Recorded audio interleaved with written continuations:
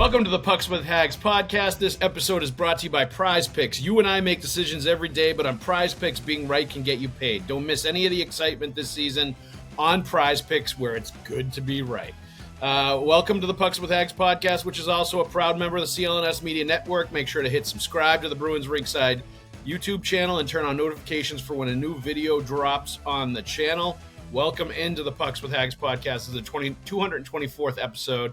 I am your host, Joe Haggerty. You can find my work at joehaggerty.substack.com. Subscribe and get yourself a premium membership. Get all of my Bruins writing sent straight directly to your inbox. I also write columns for the Boston Sports Journal and do a weekly Q&A with the subscribers there. So subscribe to that great website to get all kinds of great Bruins content and all the other sports as well. Speaking of great Bruins content, I have with me today longtime friend and colleague Mick Colageo, live from Warrior Ice Arena after availability on the first day of training camp, off-ice work, testing. So, Mick, please tell everybody where they can find your work, my friend. Well, when I get to it, I'll write on Rink Wrap about this, and it'll be linked to on X and Facebook. So if you follow me on those platforms. And you will definitely. All right. So today it was, as I said, off-ice fitness testing, which is actually going away in the new CBA. They won't have that anymore. It won't be a requirement, or they won't be allowed to do it, basically. And medical testing, all the physicals, all that stuff. Basically, there's nothing on ice to the first day of training camp. It's all testing off ice, and that's usually when the coach and the GM both speak. Don Sweeney and Marco Sturm spoke today. Mick, your impressions from hearing both of them speak. I didn't hear a ton that was groundbreaking or different. I thought it was interesting that David Pastrnak is going to be limited the first couple of days. Who knows if we'll even see him on the ice because of tendonitis, and I think Don Sweeney termed it load management. But bringing him in slowly to start the season is interesting, and that's the only sort of wrinkle I heard today. What were your impressions of today from Marco and Sweens? One thing that was really different is Marco was in the room for Donnie's presser, and Donnie stayed for Marco's. And they did not sit up there. They stood in the back. And so I'm sure that there were no hand signals. There was no nodding or, no, we don't talk about that. And my question to Donnie was actually, in this era of collaboration with coaches, how do you establish Marco as coach and avoid micromanagement? Where does it end for you with him? Because I'm sure you've talked out all these things, hey, Geeky's really good on the off wing. You can't decide that, though. Marco has final say. And that's what Donnie reinforced, that Marco has final say. He and Bob are going to decide who's playing net. He says they're going to try to be performance driven, but those decisions will fall where they fall, even though the collaboration is through the interaction, post-game, post-practice. They always will talk. There'll be lots of talking, but those decisions will fall where they fall. And where Marco on the other end might say, hey, this guy's playing really well, or I hear he's playing really well in Providence, we could use it. Donnie makes those decisions. So, he's careful to really make sure that Marco gets his opportunity to establish himself in his role. And that, I wouldn't say I was terribly surprised or taken back by anything else, but I was, pretty interested in hearing what he had to say about Casey Mittelstadt. And the first thing that he got to was confidence. And that Mittelstadt, confidence is identified that as being a key thing for him.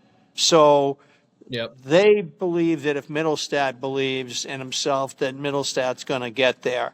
And so, he's made a couple of remarks lately that make me think that he's a little more optimistic about some guys than I've been.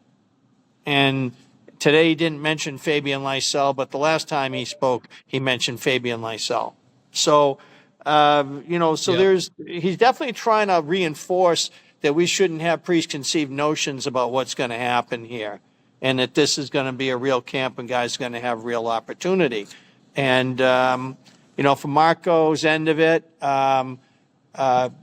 he knows he needs to be patient. He's installing a lot of information over the next few days, but he's really excited about the leadership in the locker room and the guys that come in because of how they'll be off the ice as well as on the ice.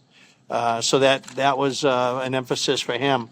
So there's just a lot there that was discussed today. They both went around the bases. They both took a lot of questions, and different writers obviously had different ideas about where they were going with their stories. There'll probably be a lot of fun reading for the diehards out there, as they try to digest day one of camp here, which we didn't see players, but we saw those guys. Yeah, no, most definitely. There always is. There's a lot of interesting angles. People are getting stuff for, a longer range story that they're going to write later on. I know there were some questions, or at least one, about Zdeno Chara going into the Hall of Fame and his legacy with the Bruins as well, which it was funny. I actually bumped into Z the other couple weeks ago at a rink, and we started just talking for a little bit. And he was talking about how he's going to be stretched for speech material because he's going into 3 Hall of Fames in about like the span of 3 months, and That's right. having to come up with 3 different speeches is pretty challenging and pretty difficult. You might have to hire a speechwriter for the president there to write the one up in Toronto that weekend of Hockey Hall of Fame weekend when the Bruins are up there playing the Leafs, and he gets inducted, and Jack Parker gets inducted, and Jumbo's getting inducted, and it's a really big Boston-centric Hockey Hall of Fame induction in November, so that's going to be really cool. That was an interesting sort of line of questioning. But and by the way, I think, and I'm going to have to check this. So Chara is inducted into the Hockey Hall of Fame. He was just inducted into the IIHF Hall of Fame, the International Hockey Hall of Fame, and the Slovakian Hall of Fame, Hockey Hall of Fame. I don't know if the Slovakian's limited to hockey. I'm not sure that was limited to hockey. I think that might be an overall. But I think he's the first player to be inducted into all 3, which is pretty amazing. First Slovak to do that, which is incredible accomplishment for him, given the great tradition of hockey there. So congratulations to him. Very well-earned honor, and it's going to be really fun to watch him speak and go through the whole induction weekend. One thing that you did mention was, the kids and making sure they're getting chances, and I did hear him, Don Sweeney, say, and be adamant about you got to take somebody's job in order to get into the NHL. It's not about being handed to you. It's about taking it from somebody else, and that's just the way of the world in the NHL. That's the way it's always going to be, and that's the way it continues to be with the Bruins. But that being said, I thought it was also interesting when he addressed PTOs and training camp tryouts that they didn't go in that direction, because there are a lot of players they want to get longer looks at in this training camp, and there are guys they want to give some rope and some runway to see what they can do, because I think there are legitimate spots that are up for competition, and it's not set in stone by any means. Some of those forward spots in particular that could be won or lost based on how they perform in camp. And, bringing in somebody like a Jack Roslovich probably would have muddied the waters as far as trying to, evaluate the guys that they do have and properly evaluate them and give them a proper chance to win the job. So it makes sense on that level why they wouldn't bring in a veteran forward, and why they're going to let the competition play out with the candidates that they already have. Yeah, they need, I even think of this when I think of Lowry getting back after the way last year ended, about Jordan Harris getting his first touches as a Bruin, and not bringing a guy like Grizz in here, so, in that position as well. So they really need to take as good a look as they can at the guys that they have. And with 6 preseason games, Sturm says this way everybody gets a chance. And now with, if we don't have Pasta right away, then, and he seemed to really indicate that don't expect to see Pasta Sunday. He didn't say so, but I'm fairly certain we could stake our lives on it that he's not going to come out and play that game. So Interesting question from Evan Marinofski about the two-way abilities of players coming into the league now as opposed to when Marco played, and how do you coach that? And he said he can see it with his own kids, that there's a different culture and way, that I'm sure you can relate to this, Joe, with your guy. That there's the kids all want to copy the fanciest skills that are going on out there. And we now obviously already have players like that in our league. I mean, it's probably, we could say it goes all the way back to Oliver Wahlstrom on mini one-on-one, that the things that they do now and that they learn to do at such young ages, and what they focus on as skills.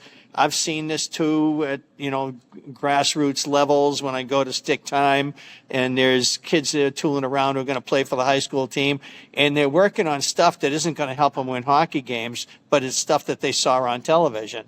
So it's definitely a changing culture.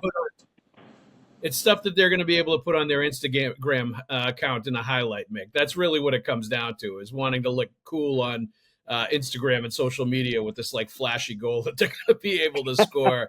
And it's sad but true, and that definitely is a part of, like, and Marco knows, he's got a kid that's playing at Bowdoin College right now, and came up through the system, played locally here for some junior teams. I think he played for the Avalanche, I want to say. The New Hampshire Avalanche was one of the teams that he played for. So Marco has definitely seen it with the kids that are playing right now and the younger kids. And I think that's great too, though, because that's going to allow him to relate to the players that he's going to have. The fact that he's got a son that's, in some of their age groups, that's basically the same age as like a James Haggs.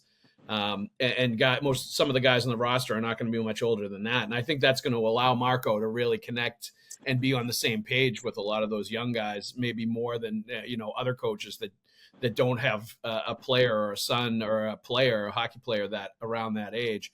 But to your point, like, Finn has a lot of teammates and a lot of people he plays against and a lot of friends that, they're doing that same stuff. And it's funny, he's kind of a throwback, my son, where he's a little bit more of that 200-foot two-way. Like, he definitely scores, but he also is about, like, back checking, like winning faceoffs, the details, like all of that stuff, winning battles, like going to the hard areas. Like, he's into all of that stuff. And it's interesting to watch him play because he's different than a lot of other players. And sometimes that doesn't get you as noticed either. When people are evaluating games, because of the subtlety you bring and because of the different things that you bring. And maybe that's sometimes why kids don't gravitate to it as much, Mick, because it's not as celebrated now in our hockey culture as it used to be. It still is by coaches, I think, and teams, especially when you get to the higher levels, blocking shots, winning battles, like winning a key face-off, like all that kind of stuff, a key back check that changes the course of a game. Like, that stuff gets recognized as you get older and as you get deeper into your hockey career. But when they're young, it's not about that. It's about, like, looking nasty on a breakaway and showing off your moves on your outside edges and deking out the goalie and going backhand roof, or, Michiganing a goalie or a team or stuff like that. That's what it's all about right now. And it's totally true that that's like the direction that the young players are going in. It doesn't help when our broadcasts of the games overly celebrate a guy going between his legs, and call it the greatest thing ever when a guy shoots the puck from behind his leg through his own legs and roofs it on the goalie in a shootout. Yep. I know I'm old. Who gives a crap? Go ahead.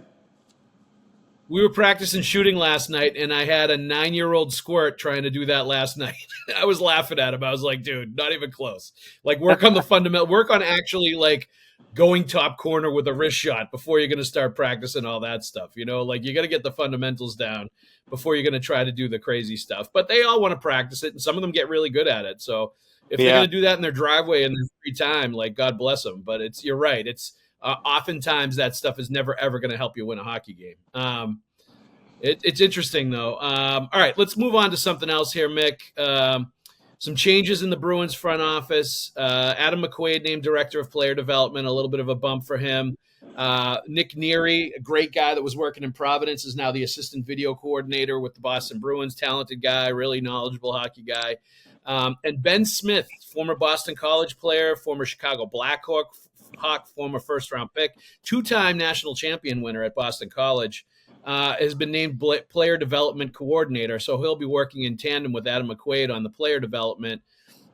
There was a couple of hires in Providence as well. So just some promotions and some maybe nods that that the Bruins like what they're seeing in player development, and they're bringing another former NHL guy and Ben Smith in to be part of the player development workforce here. He certainly checks a lot of boxes. He played, I want to say, at least in Game 3 of the 2013 Stanley Cup Final against the Bruins for Chicago in Boston, a game Boston won. There was a rough night for the ice, but I do remember him in the Chicago lineup. Can't remember how many games of that series that he got in. But, yeah, I mean, this guy's been in some great places to see how winning is done. So he knows the pathway, and so and he's seen it at college. He's seen it in the NHL. The Bruins got themselves a great ad right there. And they brought back Belle Frazier. How about that? No longer covering the Mammoth. She's now working for the Bruins. And BostonBruins.com? I didn't even know that. That's great. What did you see her at the availability today? Yeah, she actually announced it on X, I think yesterday.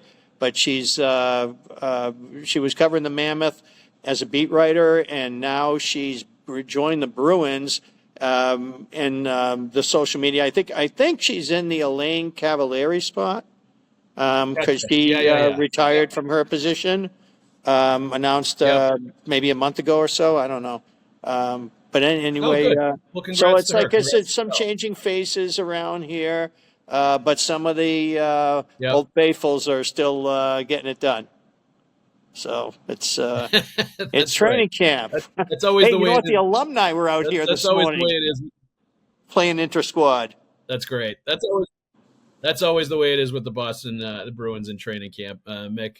The young up and comers getting it done, and so are the old timers. It's great to see. All right, let's stop really quick here and take a break to talk about our friends at PrizePicks. PrizePicks is the largest daily fantasy sports platform in North America and the easiest, most exciting way to play daily fantasy sports.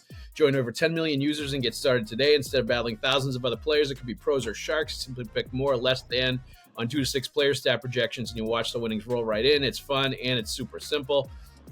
PrizePicks also offers injury reboots. If one of your players leaves the game in the first half and doesn't return, PrizePicks will not count it as a loss. I think that's pretty great. You can now win up to 2,000 times your money on PrizePicks. PrizePicks also offers Venmo, MasterCard, Apple Pay for quick and easy deposits into your account this sports season. Our picks for this week are James Cook, more than 68.5 rushing yards. Patrick Mahomes with more than 0.5 passing yards in a PrizePicks special, and Josh Allen with more than 235.5 passing yards. Download the PrizePicks app today and use the code CLNS and get $50 in lineups after you play your first $5 lineup. That's code CLNS to get $50 in lineups after you play your first $5 lineup. PrizePicks, it's good to be right. All right, let's also talk about our friends at Gametime. With football season here and college football going on and hockey and basketball right around the corner, now is the time to dig into the Gametime ticket app. The app is super easy to use and has tons of great features for sports, comedy, concerts, theater, and all kinds of other tickets, including college football, $25 a piece for tickets to college football. There's some great features like the fees are included, so you know your total up front with no surprise fees at checkout. Zone deals, you save even more when you choose a section and let Gametime choose the seats. Favorites, you can snag new ticket deals before anyone finds out by following your favorite teams in the Gametime ticket app to receive alerts. Seat views, you get a panoramic view from your seat before you buy. And my favorite of all, the lowest price guarantee, or Gametime will credit you 110% of the difference. Today's super deal is Sunday, September 21st, preseason opener for the Bruins against the Washington Capitals. Mick says David Pastrnak will not play in that game, but you can still get Loge Floor 7, Row 7 seats for $79. That's a great deal. Download the Gametime app, create an account, and use the code CLNS for $20 off your first purchase. Terms do apply, but again, create an account and redeem the code CLNS for $20 off. Swipe, tap, ticket, go. Download the Gametime app today. And lastly, but not leastly, we would like to let you know that you're listening to this Pucks with Haggs podcast, and we ask that you subscribe to the podcast, like, and leave a review. And for those watching the show on CLNS and enjoying all this hockey talk, go ahead and hit that like button and subscribe to the Bruins Rinkside YouTube channel, where you can find our show and a lot of other great Bruins content with fellow Bruins talkers like Conor Ryan and Evan Marinofski. There's also the CLNS Media Network and Celtics All Access on CLNS, the NBA History Channel, Patriots Press Pass, and Bruins Rinkside YouTube channels as well. Also, please make sure to turn off your notifications so you know the instant a new Pucks with Haggs podcast video drops on the interwebs. All right, Mick, let's get back into it. Rookie camp happened over the weekend, a couple of prospect showcase games, prospect challenge games, 2-1 loss to the Penguins on Friday, a 6-4 win over the Devils on Sunday. I was impressed with the goalie, Simon, and I'm not even going to try to pronounce his last name, that played on Friday against the Penguins in the 2-1 loss. I thought he was good. I did see some players I liked. Fraser Minton had a goal and a couple of points in Sunday's game. Don Zlashmelis had a goal and a couple of points. I thought Riley DeBran played really, really well. Brett Harrison actually stood out to me a lot. That's the best I think I've ever seen him look, and he kind of has to at this point. It's really his time to step up and show something if he's going to stick around the organization. Jackson Edward, I thought, was much better than he was last year when he was bouncing between the coast and the AHL. So from some forgotten guys in the AHL last season, I thought stepped up and played really well.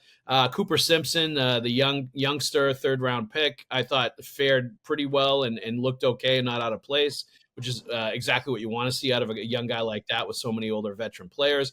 Any thoughts that you had from rookie camp and what you saw? My impression was just that Minton and Lachmelis looked great and looked like they are going to hit the ground running in regular training camp, where they may be in competition for jobs.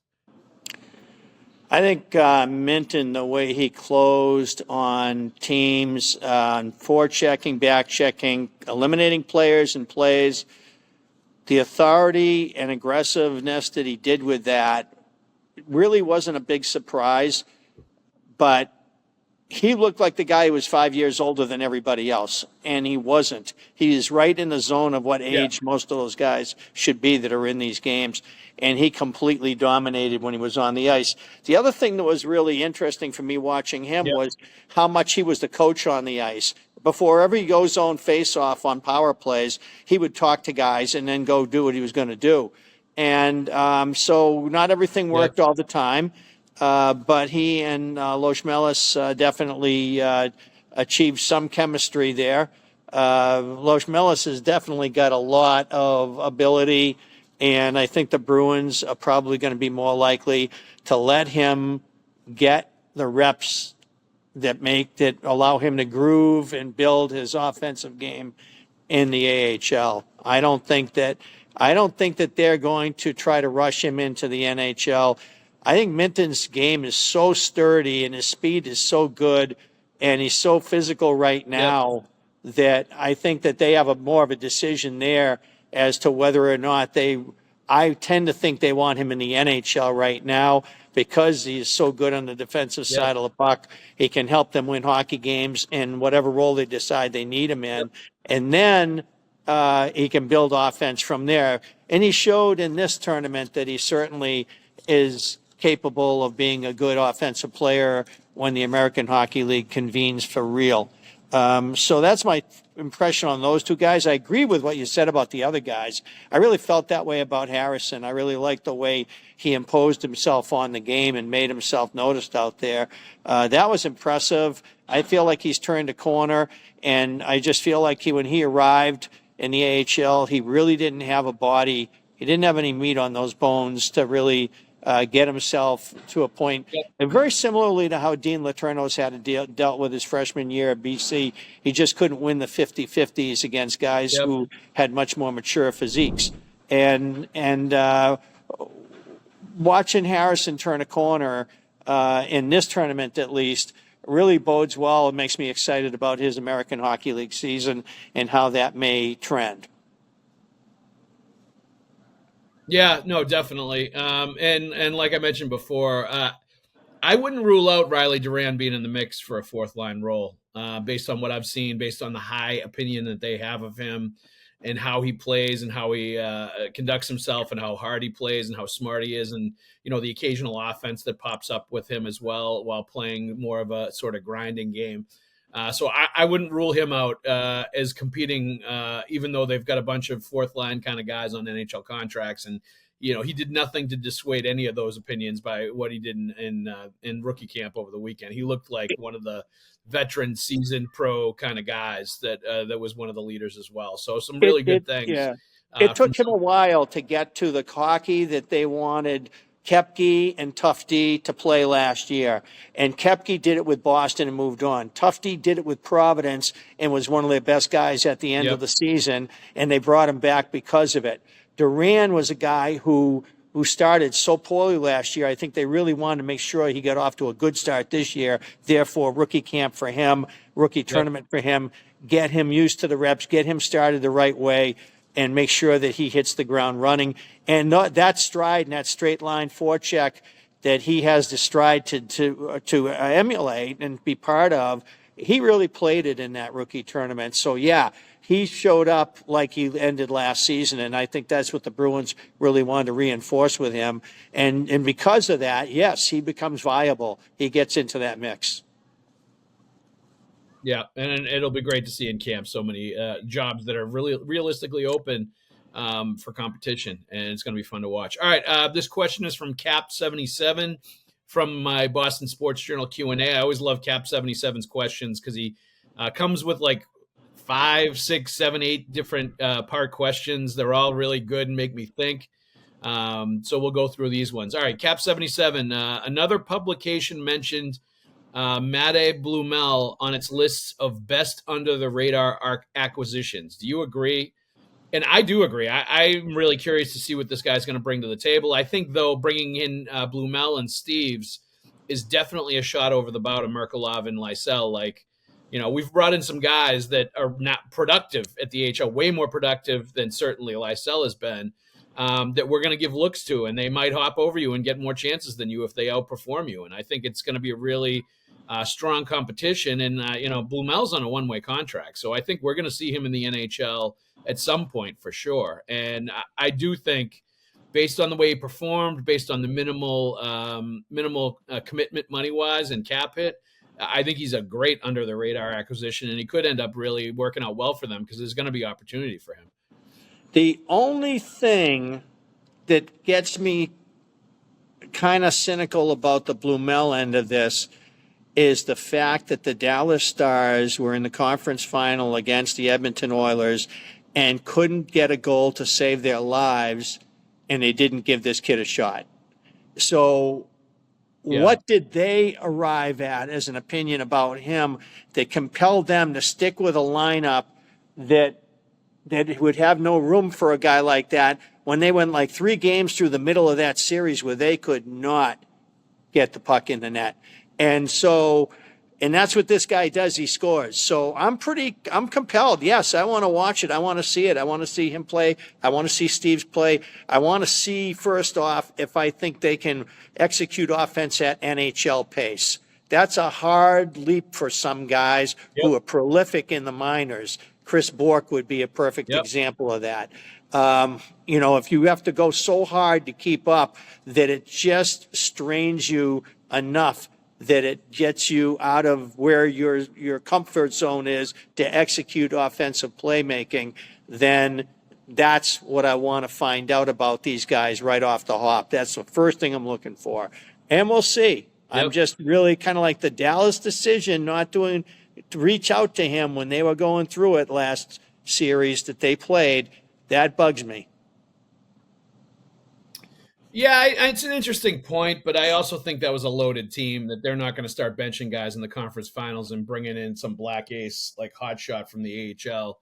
The reason he didn't get a sniff was because that team's loaded. They were one of the most explosive offensive teams, and sure, they did struggle later on in the playoffs, but I think that was a tough nut for him to crack, trying to get into that lineup based on the stars that they already had there, and that's kind of why he left. He was looking for a place where he could actually have a path towards an NHL job and show what he can do at the NHL level. But to your point, like there's a lot of guys that are prolific scorers in the AHL that just can't translate it to the NHL. And I think that question is still there with him. And until proven otherwise, it's going to be there. I mean, I remember Matt Fraser. Remember him? He was in the Sagan trade.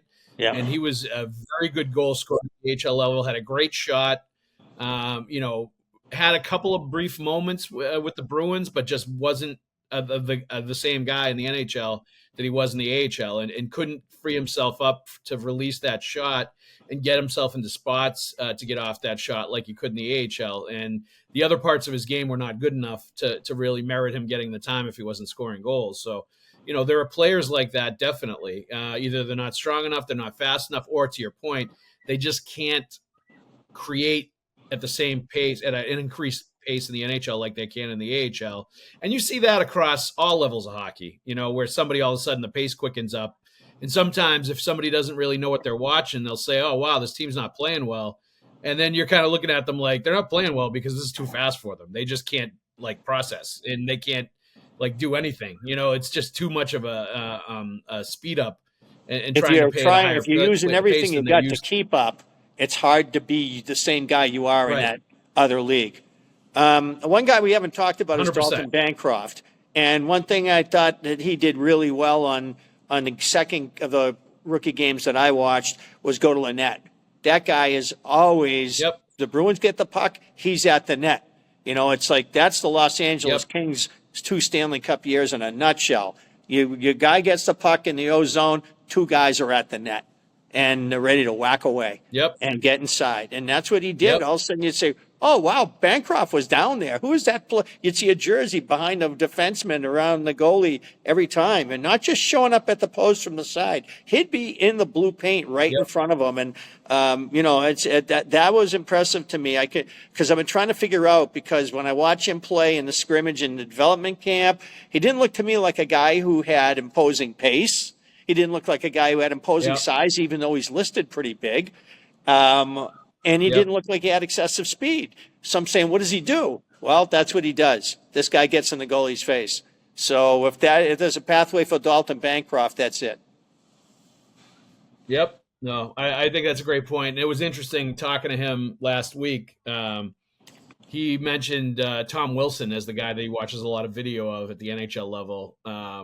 As far as the way he wants to play, his tendencies, what he wants to look like as an NHL guy. And he didn't say he was going to be Tom Wilson, but he said that's the guy he sort of watches, which tells you a little bit about the way he's going to play and how he views himself, which, that if he brings some level of an element like that, like Annie has got skill, that's perfect, because he's definitely big enough to do it and seems willing enough to do it. So that's great. All right. Number 2. At this point, what is your percentage of chance of Connor McDavid reaching free agency? What percentage chance do you give Connor McDavid of reaching free agency going into the last year of his deal and not having a new contract with the Edmonton Oilers?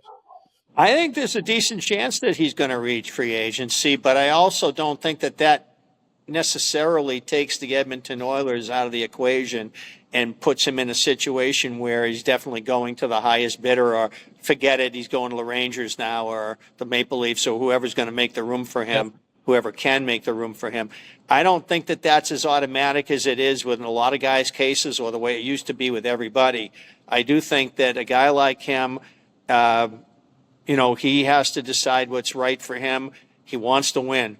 And if he still believes in the Edmonton Oilers' direction and their ability to win, the potential to win, then I think that he'll find a way to get it done and stay there. And then you say, okay, but if you get to July, if you get to the market and you get blown away, now you're never going to stay. And I've felt that way as recently as this past summer about some guys, But that said, in his case, I just feel like he's a very unique. And I don't like to use very unique's an absolute word. He's unique. He's a generational talent, like you only see once every 20 years in the league. And with that, I feel like I don't know what the timeline's going to be. Yeah, it could get to that, but I don't think it changes anything on his end. He's going to do what he wants to do. Yeah, no, most definitely. I'd say like a 25% chance of him getting to free agency. I think it could happen. I think if he gets to free agency, I'm not sure he's coming back to Edmonton. I would say that. But I think right now some of it, Mick, might be like a waiting game between him and Kaprizov, and trying to, and some of the other big name guys, to see who's going to sign first and sort of set the market, and who's going to be that guy that's going to start the dominoes falling. I think there's an element of that, but I also think, he may want to go to Toronto and be the guy, the savior that's going to go to Toronto and win the cup there. And there may be things that Connor McDavid's not sharing with anybody, that he wants to go elsewhere and go to a bigger market, a bigger media market, and become an even bigger star than he already is. And frankly, I think that would be good for the NHL if he was in Toronto, if he was in New York, if he was in LA, if he was in one, a huge market, Chicago, like if Boston, if he was in a big, this is sounding big, very huge 1988 to me. It's true though. I think it's something that he probably has to think long and hard about, and he's going to be a superstar also. That's probably going to push the Oilers to do what he wants to do, and if he's going to resign there and make sure it's exactly what the setup he wants, the players he wants, like all the stuff that he wants, kind of LeBron-esque, where he's going to make sure that things are in place the way he wants them before he's going to recommit to them, having fallen short in the Stanley Cup Finals each of the last 2 seasons. So I'd say 25%, but I think all of those, like the Kaprizov turning down, what was it, like $16 million a year, is really interesting to me. Reportedly, turning that down with the Minnesota Wild.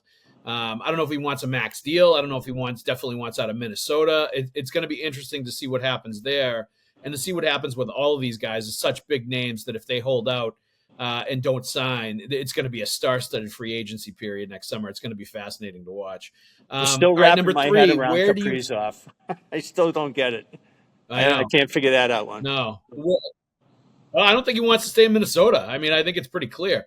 Where did you pick the Caps to finish before last season, and can the Bruins draw some inspiration and defy expectations as well? Now, I would say I had the Caps out of the playoffs last year. I was surprised. I probably shouldn't have been, because it was a deliberate sort of reload that they did. I think the Bruins are not quite at that stage of where the Caps were last year. I think they're probably a year away from that, being at that same stage that the Caps were at last season. But I still think the Bruins can contend for a playoff spot and maybe get in just like the Caps did last year. But the Caps look a little bit more like a finished product contender sort of team now, and did towards the end of last year. I don't think there's going to be any stretch this year where we're going to look at the Bruins and say they're winning the cup this year. I think there's going to be stretches where we're going to say, yeah, they look like a playoff team, and they may get into the playoffs. I give them a decent chance at that. But I'm not sure I'm ever going to believe they're a cup contender this year, like I believe the Capitals were last year. Yeah, I mean, it was the Caps clearly turned the page by bringing in the coach, and by bringing in Chychrun. And Protas had a career-changing season. All hell broke loose for that guy. And, there was enough things that happened for them in key roles that really elevated them as a team. And they brought in a goalie. A goalie who had won. So I never believed in their ability to go far in the playoffs, but I never foresaw how well their regular season would go, and how that came together so well for them and completely changed the trajectory that really could have meandered for a lot longer. But they turned the page in an explosive kind of a way. In order for the Bruins to say, okay, how are we going to do that? I don't think that's something you try to match. I think that's a very rare thing that happened for a team. I think they came back to reality a bit in the playoffs, and we'll see what carries forward. Do they get the momentum of their regular season, or are they going to be more of the team that got bounced? So it's a tough one. Yep. For them going forward, it's going to be hard to match, and you don't want to be in a situation where your cup half empty because you're not doing everything you did last year in the fall, because they were the best team for a long time. And I had a hard time buying it, but I got what I was seeing. I could see how it was working, and I love their coach. And I'm friends with their assistant. I've written about Scotty Allen a million times for the Standard Times in New Bedford during his career, being a local guy. So, I mean, they pulled off something special there, and maybe they can build on it. We'll see where the Bruins at compared to that. I still think the Bruins have a very solid back end pending their health. And then it's a question of what's going to happen at key positions for them. Are they going to get key career-changing seasons out of certain players that could change their club's trajectory more immediately? That's what it would take. I don't know if I believe in that for this team. Yeah, I think they can aspire to do what the Capitals did, but I think they're at the early part of it rather than at the beginning of last year part of it. I think they're maybe a year away from that. So I think it's definitely something they can aspire to and attain, but I think we're in the very early part of the reload rather than, getting them back to contender status. I feel like next year might be the year we look at them and say, hey, they're legit contenders. All right, another one real quick. Not a huge deal, just curious. Why only 2 prospect challenge games up in Buffalo instead of 3 in the past? I didn't get an answer for this, and I don't have a good answer for it. Do you have any idea where they only played 2 games this weekend instead of 3? No, and nobody asked in the scrums that we just had. In the presses we had, I don't think it was on anybody's mind. Well, it's already passed. So, people have moved on for sure. No, I mean, it was in my head too. I was like, how come they didn't get 3 like other teams did? Yeah. Sometimes these things are purely logistical. Yep. So who knows? Yep. No, I did not have a good answer for that either, but I'll ask Quater next time I see him, and I will get an answer for that eventually. All right, Mick, thank you very much for joining us. I appreciate it. Great stuff as always. Thank you everybody out there for listening. Let's thank our sponsors. This episode brought to you by PrizePicks. You and I make decisions every day, but on PrizePicks, being right can get you paid. Don't miss any of the excitement this season on PrizePicks, where it's good to be right. Also, you've been listening to the Pucks with Haggs podcast, a proud member of the CLNS Media Network. Make sure to hit subscribe to the Bruins Rinkside YouTube channel and turn on notifications for when a new video drops on the channel. Thank you, Mick Colageo, for joining us, my friend. Pleasure, Joe. Thanks for having me. You got it. Now you can get out of Warrior Arena, Mick. You're free to go. I have to take one more look at the incorrect Johnny Busick banner behind me. Oh, boy. Uh-oh. That's the one that used to hang in TD Garden. Mick has discovered another flaw, just like when he realized the face-off circles were too close in one end of the ice than the other, right? Like you know which game that was? You know which game that was that got discovered by the game where they actually played half the third period and switched ends because of it.